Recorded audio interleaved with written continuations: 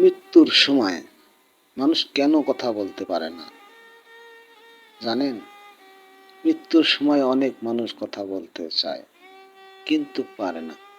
হাদিসে ইশারা পাওয়া যায়, তখন মানুষের রূহ ধীরে ধীরে শরীর থেকে বের হতে থাকে।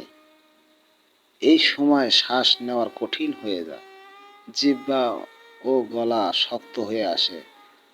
মনের কথা থাকলেও মুখ দিয়ে আর বের হয় না।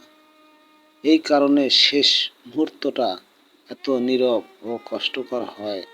হে আল্লাহ, যেন আমাদের ঈমানের সাথে মৃত্যু দান করেন।